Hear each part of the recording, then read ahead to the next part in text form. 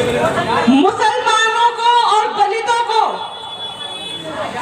हिंदुस्तान पाकिस्तान की नफरती विचारधारा और वोटों का ध्रुवीकरण करके सत्ता के कब्जे रहना ही आजादी का अमृत महोत्सव बनाना है।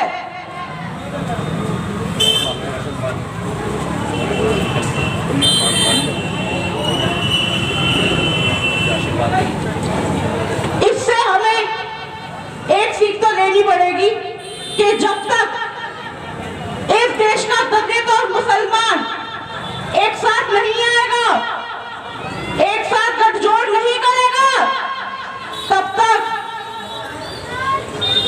हम दबते रहेंगे, हमें ये दबाते रहेंगे। आखिरी में मैं आप लोगों से विनम्र निवेदन करती हूँ और अपील करती हूँ कि 4 तारीख को सिलेंडर के बटन पर मत दे करके सिलेंडर को भारी से भारी मतों से विजयी बनाएं। और अपनी बात 2 बातों में मैं खत्म करना चाहूंगी एक शेर के साथ। सूरज जितना जलता है, सूरज जितना जलना है,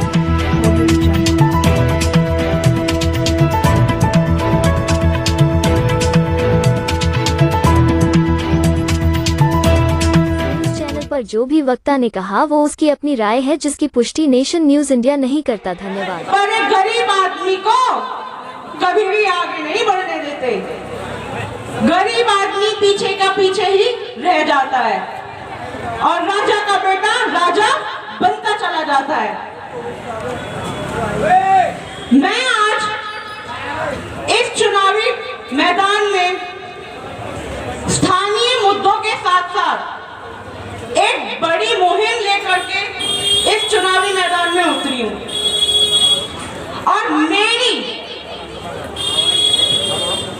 मुहिम मैं मेरी के बजाय हम बोलना ज्यादा बेहतर होगा, क्योंकि ये अकेली की लड़ाई नहीं है, ये पूरे समाज की और दलित मुसलमान की लड़ाई है। हमारी जो मुहिम है वो दलित मुसलमान गठजोड़ का आंदोलन है। ये नालियों और खड़ंजों की लड़ाई तो है ही, पर उससे बहुत बड़ी मुहिम का आंदोलन है।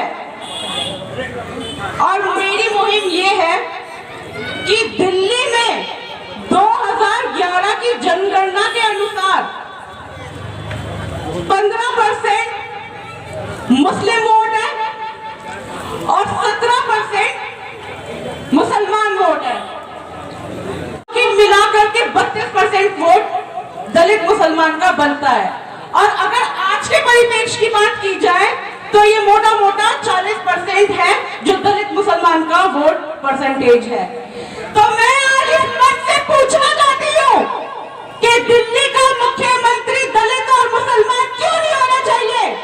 क्यों दिल्ली की 3% का बनिया ही 1% की हिस्सेदारी लेकर दिल्ली का मुख्यमंत्री बना हुआ बैठा है और दिल्ली पर राज कर रहा है? क्यों दिल्ली का मुख्यमंत्री एक मुसलमान और दलित नहीं है? इस पर हम लोगों को विचार करना पड़ेगा। और समय की नजाकत को देखते हुए और भी वक्ता है, प्रवक्ता है, उनको भी समय चाहिए है, तो मैं आपसे आखिरी समय एक छोटी सी बात और एक मैं कहना चाहूंगी आप लोगों से। 15 अगस्त 2022 को पूरे देश ने आजादी का अमृत महोत्सव बनाया।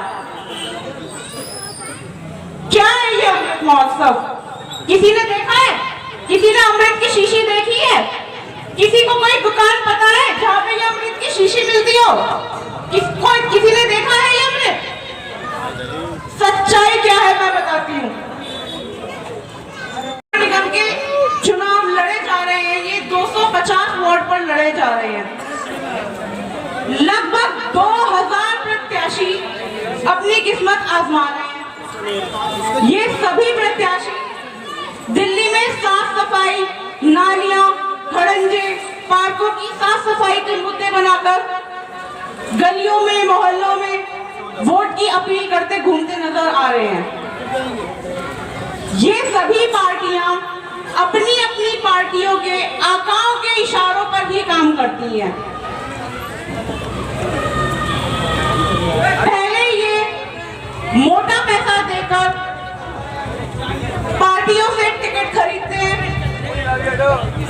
फिर क्षेत्र में अंधा पैसा बहाकर जनता को बेवकूफ बनाकर और चुनाव जीतने के बाद 5 साल तक गायब हो जाते हैं। उसके बाद जीतने के बाद उसी लगाए हुए पैसे की 5 साल तक वो भरपाई करते हैं। 5 साल बाद फिर चुनाव आ जाता है, उसके बाद फिर वो मोटा पैसा देकर टिकट की लाइन में खड़े हो जाते हैं। टिकट पे की लाइन में खड़े होकर वो टिकट खरीद तो लेते, आग में उतना तपना होगा, नदियों सा आदर पाना है तो पर्वत छोड़ निकलना होगा। और हम आदम के बेटे हैं, हम आदम के बेटे हैं। कुछ वक्त जरूर लगेगा, पर आज नहीं तो कल हम सफल जरूर होंगे। धन्यवाद। Press the bell icon on the YouTube app and never miss another update.